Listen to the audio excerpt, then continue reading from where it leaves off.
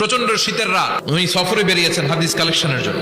উনি এশারের নামাজ পড়ে একটা মসজিদে শুয়ে পড়লেন, আর শুয়ে শুয়ে হাদিস পড়তেছেন, আর মনে মনে ভাবলেন রাতটা মসজিদে কাটায় দেই। কিন্তু দারোয়ান এসে বলে মসজিদে থাকতে পারবেন না, ওঠেন।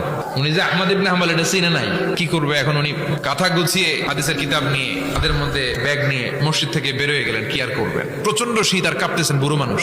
পথিমধ্যে দেখলেন বাজার একজন খাব্বাস যুবক রুটি বিক্রেতা চুলার মধ্যে রুটি শেখে।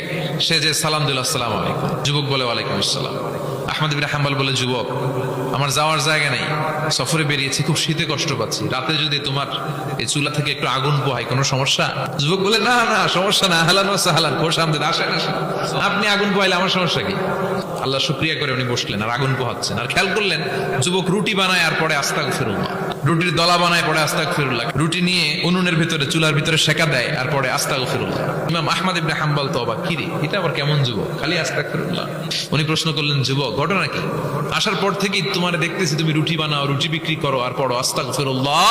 যুবক বলে, আস্তাগফিরুল্লাহ আমার সবচেয়ে বেশি পছন্দের আমল, আমি সব সময় আঠার মতো ইস্তেগফারের সাথে লেগে থাকি আর সব সময় পড়তে থাকি আস্তাগফিরুল্লাহ, আর এর বদৌলতে আল্লাহ আমারে মুস্তাজাবুদ দাওয়া বানিয়ে দিয়েছে।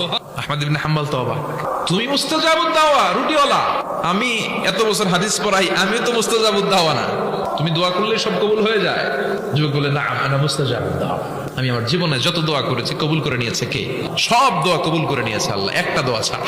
কি সেই দোয়া? যুবক এবার বলতে শুরু করলো, আমার জীবনে যে দোয়াটা আল্লাহ কবুল করে নাই সেটা হচ্ছে আমি আল্লাহর কাছে অনেক চেয়েছি, অনেক দোয়া করেছি যে আল্লাহ, শুনেছি এই জামানার সবচেয়ে বড় মুহাদ্দিস, তার নাম নাকি ইমাম আহমদ ইবনে হাম্বল, আল্লাহ তোমার কাছে আমার চাওয়া আমি যেন এই ইমাম আহমদ ইবনে হাম্বল দেখে মরতে পারি, আমি যেন ইমাম আহমদ ইবনে হাম্বলের হাতে হাত রেখে মুসাফা করতে পারি আর তার কপালে একটা চুমু এঁকে দিতে পারি। আহমদ ইবনে হাম্বল আবেগপ্রবণ হয়ে গেলেন, চোখের পানি ছেড়ে দিলেন, বললেন, যুবক তোমার এই দোয়াটাও কবুল হয়ে গিয়েছে।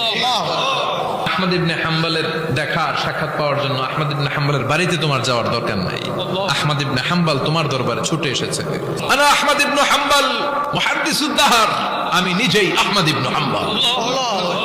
যুবক চোখের পানি ছেড়ে দেয়, আহমদ ইবনে হাম্বল চোখের পানি ছেড়ে দেয়। যুবক চিৎকার মেরে ইমাম আহমদ ইবনে হাম্বলকে জড়িয়ে ধরে, হাতে হাত রেখে মুসাফা করে, কপালের মধ্যে চুমু খায় আর আল্লাহর শুকরিয়া করে বলে, ও ইমাম, আসলে এই দোয়াটাও আল্লাহ আজকে কবুল করে নিল।